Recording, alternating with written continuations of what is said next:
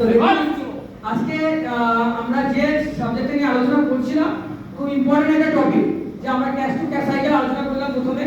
Second আমরা কি করলাম, যে গুগল ম্যাপ কোথাও যাওয়ার জন্য ডেস্টিনেশনে পৌঁছাতে গুগল ম্যাপের কি গুরুত্ব রয়েছে, এবং at the same time map of life, যেটা খুব ভীষণভাবে ইম্পর্টেন্ট, যে মানুষের লাইফে যে একটা ম্যাপ পাওয়া যায় কত সুন্দরভাবে তুমি স্মুথলি তার ডেস্টিনেশনে পৌঁছতে পারে, আনন্দের সাথে পৌঁছতে পারে। এবং থার্ড যেটা ব্যাপার, যে ইনকাম সম্বন্ধে আমাদের অনেক রকম ধারণা রয়েছে, তাই আমি শুধু কয়েকটা জিনিস আপনার সঙ্গে শেয়ার করে দিতে চাইবো, যেটা শুনলে হয়তো আমাদের প্রত্যেকেরই উপকার হতে পারে। তো আপনাদের পারমিশন রয়েছে তো? Thank you.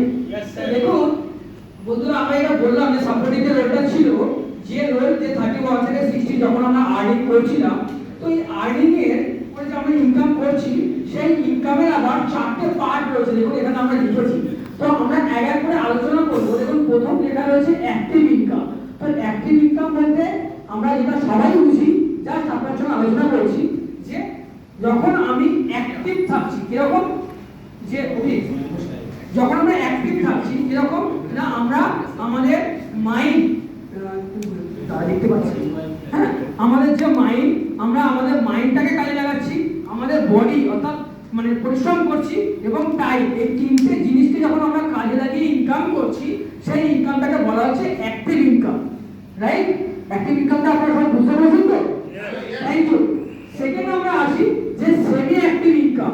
সেমি অ্যাক্টিভ ইনকামটা কি? দেখুন ওর সঙ্গে অ্যাক্টিভ ইনকাম, তার সঙ্গে সেমি কথাটা অ্যাড করা হয়েছে, অর্থাৎ অ্যাক্টিভে থাকছে আবার কিছু সেমি থাকছে। কিরকম না, এখানেও কিন্তু বন্ধু আমাদের তিনটে জিনিস লাগবে, অর্থাৎ মাইন্ড, বডি এন্ড টাইম, তিনটে জিনিস লাগবে।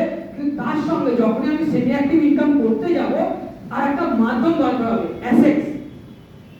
হ্যাঁ, যে অ্যাসেটসটা আমি রাখছি, সেই অ্যাসেটসটা থেকে আমি একটা ইনকাম করব। তো সেই অ্যাসেটস যখন আমি ইনকাম করব, তখন আমাকে আমার বডি, মাইন্ড, টাইম তিনটে ইউজ করতে হবে।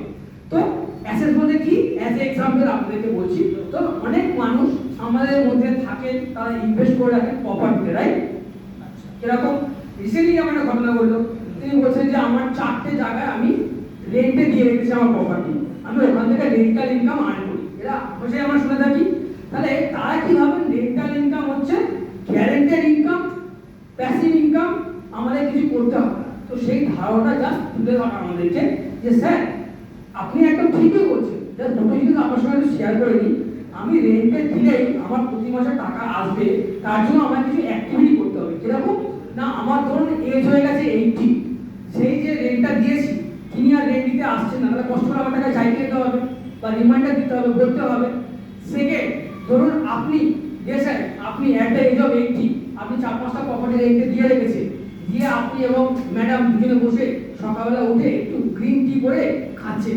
অ্যাট দ্য সেম টাইম সকাল 7:30টার সময় আপনাকে আপনার সেই ভাড়াটিয়া অর্থাৎ ট্রেনে ফোন করলো, আরে দেবাবু কোথায় আছে?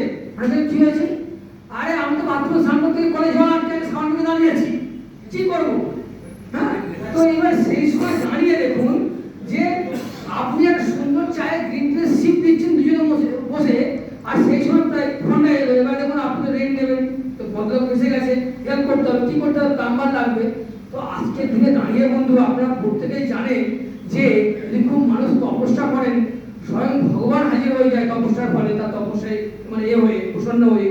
কিন্তু প্লাম্বার আজকের দিনে পাওয়াটা খুব মুশকিল, তাকে বারবার ধরে ফোন করতে পারে, দাদা একটু আসুন না, কলটা খারাপ হয়ে গেছে, তো কলটা সাইড দিয়ে যেতে হবে, আমার ভাড়াটিয়া সাবান থেকে দাঁড়িয়ে আছে, তো কল জল করছে না। তার মানে কি হলো, অ্যাট দ্য এজ অফ 80 তো আমাকে বডি, মাইন্ড এন্ড টাইম দিয়ে অ্যাক্টিভ থাকতে হচ্ছে, আমাকে সেমি অ্যাক্টিভ ইনকাম করার জন্য। মানে যেটা আমরা ভাবছিলাম যে খুব সহজে স্মুথলি আসবে, স্মুথলি কিন্তু আসবে না, তার জন্য আমাকে কিছু না কিছু অ্যাক্টিভিটি করতে হবে।